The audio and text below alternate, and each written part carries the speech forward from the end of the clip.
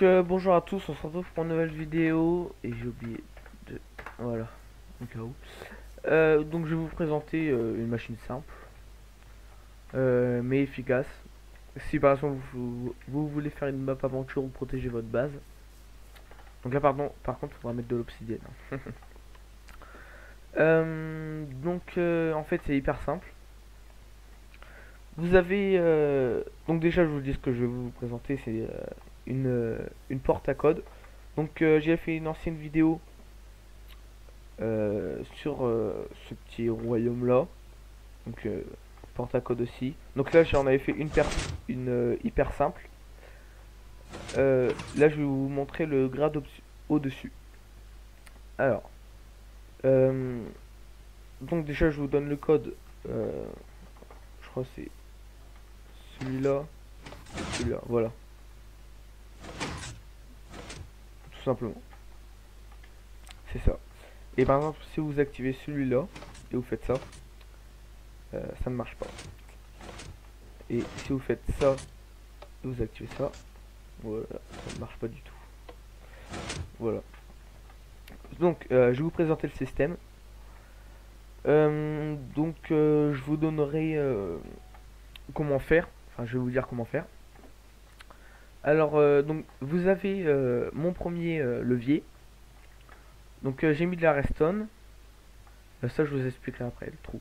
J'ai mis de la redstone et je l'ai fait continuer jusqu'à un bloc de redstone. Donc, quand ce piston va pousser ce bloc de redstone, donc, comme ça. Là il y a la redstone qui va jusqu'à la porte. Et ben en fait il faudra activer l'autre pour que ça pousse ici et que ça active la redstone. Comme ça. Voilà. Et pour l'enlever on refait le code à l'envers. Voilà. Donc c'est hyper simple, ça pousse et ça active. Et bien sûr c'est vraiment trop simple. Si j'active malencontreusement celui-là ou celui-là, ça ne marchera jamais. Car si on active celui-là, ici ça va bloquer le courant. Donc même si on fait ça, si on pousse ce bloc là et ensuite on pousse ce bloc là, ça va alimenter ici. Mais comme on a alimenté celui-là, et ben ça ne va pas, le courant ne passera pas. Tout simplement. Donc j'en ai fait deux de bloqueurs. Hop. Bah, donc là c'était comme ça. Voilà. Donc ça bloque. Et j'en ai fait un deuxième ici. Celui-là. Comme ça vous avez peu de chance que quelqu'un trouve le code. À part bien sûr s'il casse les blocs et tout. Voilà. Donc pour la porte, deux pistons collants. J'ai mis en dessous et au-dessus. Donc en dessous c'est comme ça. Voilà. De réputeur tout simplement. Et comme ceci. Hop, on va prendre le bloc de terre. Et on va remettre. Donc là je l'ai fait relier à celui du dessus. Donc ça va, pour le design vous pouvez changer. C'est comme vous voulez. Moi je laisse tout le temps un d'écart. C'est plus simple pour la redstone. Alors je voulais vous expliquer un truc. Quand vous avez fini votre code, surtout il faut inverser le courant. Alors vous allez avoir votre redstone. Je fais n'importe quoi. Vous allez avoir votre redstone qui va alimenter votre porte à piston.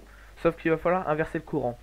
Ça veut dire que pour que quand on va activer le code pour que ça s'ouvre, il va falloir inverser le courant. Si on ne l'inverse pas, et bah tout simplement ça va directement passer. Du coup en fait la porte elle sera directement ouverte. Et quand vous allez faire votre code, et bah c'est là qu'elle va se refermer. Du coup nous c'est pas ce qu'on veut, c'est on inverse le courant. Du coup on les met déjà pour qu'ils soient fermés. Et quand on va mettre le code, ça va s'ouvrir. Alors on met notre redstone, un bloc, une torche de redstone et la redstone. C'est tout. La redstone qui va jusqu'au piston du haut et au piston du bas. C'est hyper simple. Franchement cette petite porte à cordes, pas besoin de grand chose hein, franchement. Un peu de redstone, un bloc de redstone, quelques pistons, des blocs et on a terminé. Après repeater et torche de redstone. Donc ça demande pas beaucoup et c'est efficace. Bien sûr, je me trompe de code. Donc voilà. Hop, c'est ce code là. Voilà. Et là, vous passez.